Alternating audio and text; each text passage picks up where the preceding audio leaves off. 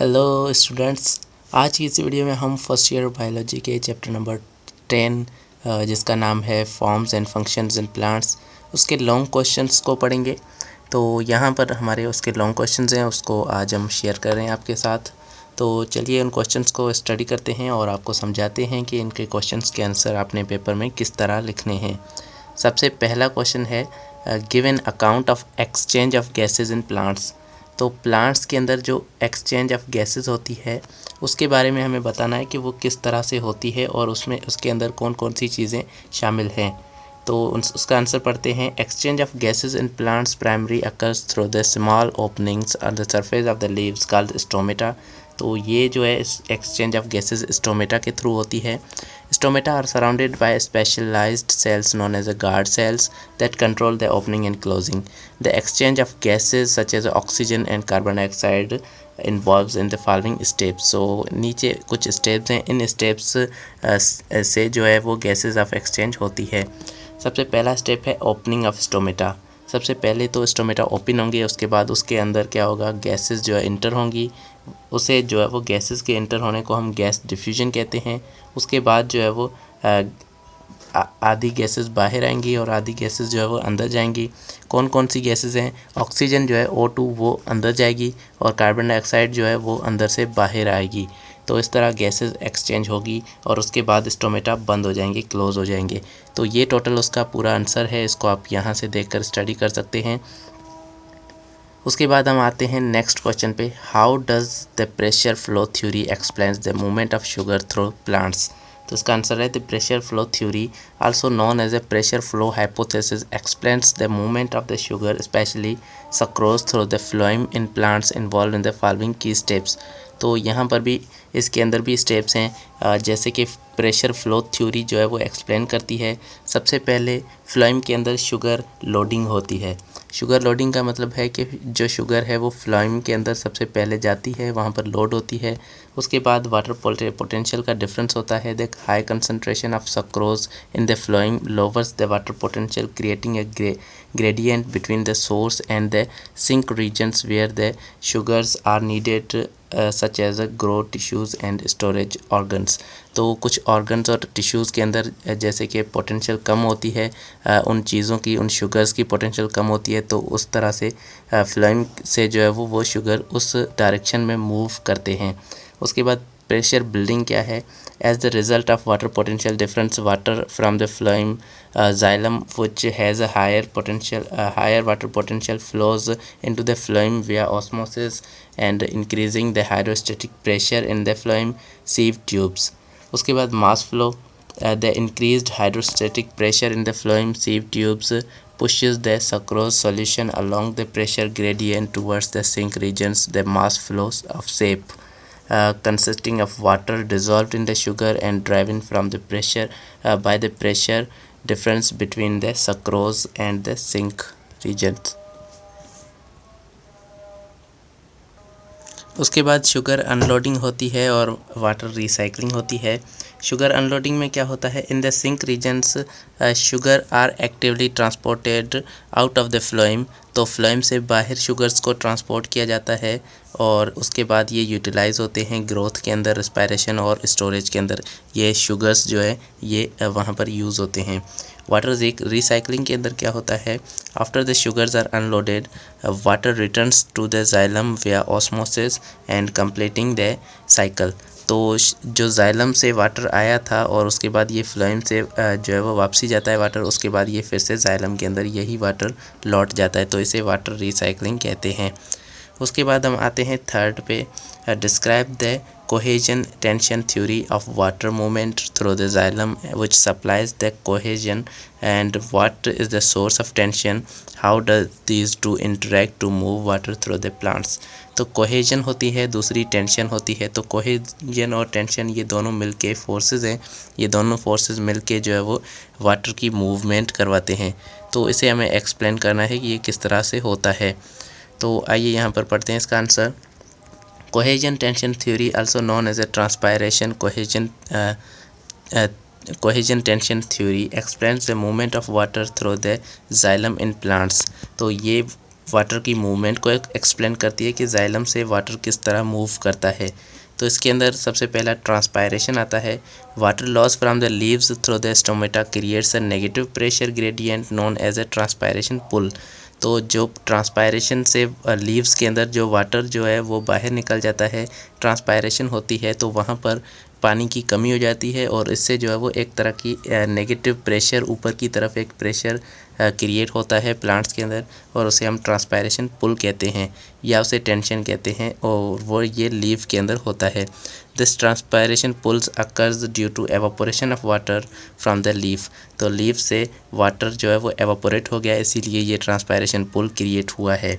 Cohesion water movement are cohesive, meaning they attract to each other through the hydrogen bonding. तो water के molecules एक दूसरे से attract होते हैं, एक दूसरे से ऐसे एक दूसरे से अट्रैक्टेड हैं, और इसे हम कोहेजन कहते हैं। तो ये कोहेसिव हैं वाटर्स के मॉलिक्यूल, इसीलिए यहाँ पर क्या होता है, यहाँ पर ये एक दूसरे से अटैच रहते हैं। इसको देख लें, इसको पढ़ लें, आगे चलते हैं। Tension, the negative pressure gradient created by the transpiration pull in the water column upward from the roots. Water molecules evaporate from the leaf and more water is pulled below the to replace it. This creates a continuous tension and negative pressure throughout the xylem. तो जैसे ही एक पानी जो है वो ऊपर जाता है तो दूसरा पानी उसी से अटैच होता है, तो इस तरह से टेंशन क्रिएट होता है वाटर को अपवर्ड मूव करवाने में। कैपिलरी एक्शन भी इसके अंदर काम आता है। जो वाटर की एक क्वालिटी होती है कि वाटर जो है वो एक छोटे से ट्यूब से वो ऊपर की तरफ मूव करता है, तो वाटर छोटे से ट्यूब से जो है ऊपर की तरफ मूव करता है, इसे हम कैपिलरी एक्शन कहते हैं। उसके बाद रूट प्रेशर भी इसके अंदर शामिल होता है। Root pressure generated by the active transport of ions into the xylem at the root level can push water up the xylem under certain conditions, although it play a minor role in long distance from the water transport। तो water transport के लिए ये थोड़ा सा इसका भी effect होता है रूट प्रेशर का, कि रूट के अंदर जो है वो आयंस मूव कर रहे होते हैं, उसके साथ वाटर भी मूव करता है, और यहाँ पर जो है वो रूट का प्रेशर उस पर एक्सर्ट करता है, और इसी वजह से वाटर जो है अपवर्ड मूव करता है। तो यहाँ पर इसकी थोड़ी सी समरी है, इसको आप देख लें। आगे चलते हैं हमारे नेक्स्ट क्वेश्चन की तरफ। नेक्स्ट क्वेश्चन है, what essential inorganic nutrients does a plant require for growth, and which are these nutrients are required for in trace amount, and what are some of the general functions of inorganic nutrients। तो हमें nutrients के बारे में बताना है जो हम chapter के स्टार्ट में पढ़ते हैं।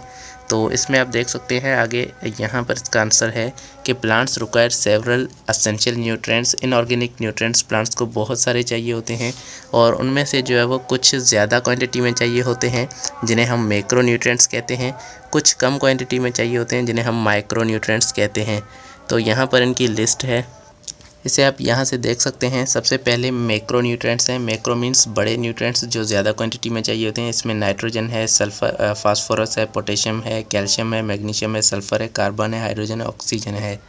उसके बाद हमारे पास जो कम अमाउंट में चाहिए होते हैं जिसे हम माइक्रो न्यूट्रिएंट्स कहते हैं, उनमें आयरन, मैग्नीज, जिंक, कॉपर और मोलिब्डेनम, और उसके बाद बोरॉन है, क्लोरीन है, निकल है, ये सारे इसके अंदर शामिल हैं।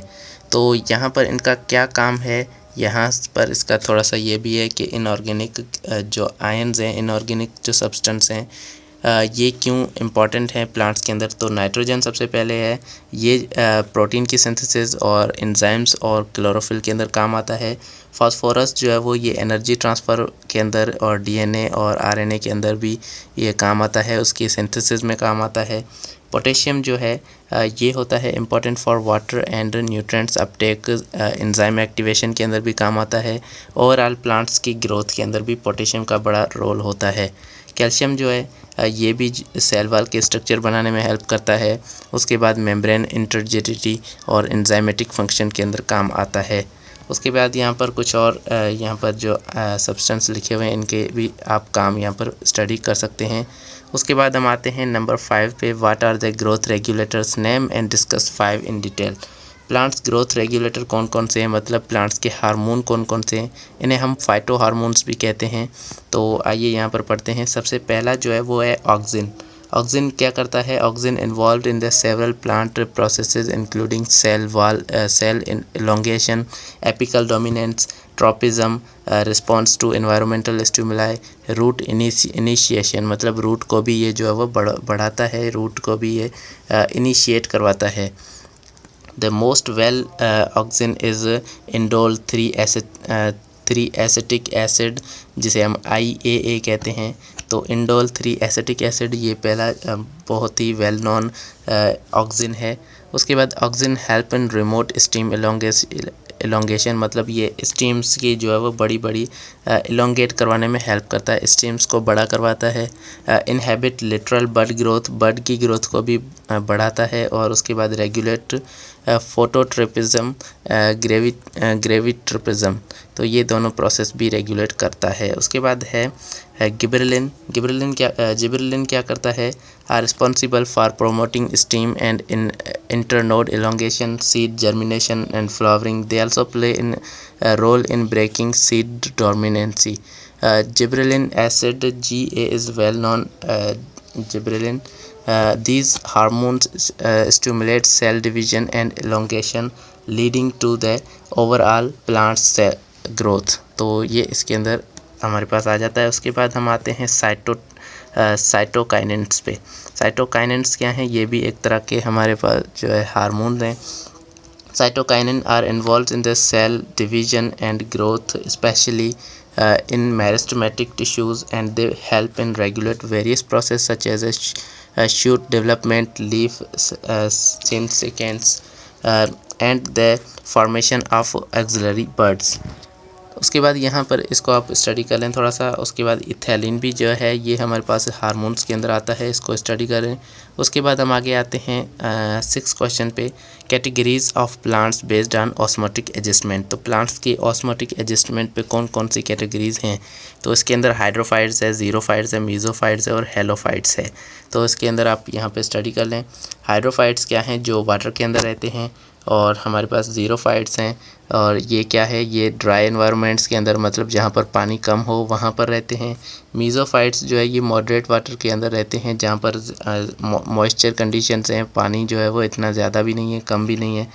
हेलोफाइट्स जो है ये ज़्यादा साल्ट कंडीशंस, जहाँ पर साल्टी इन्वायरमेंट होता है वहाँ पर रहते हैं, और वहाँ पर अपनी एडाप्टेशन वहीं पर है उनकी।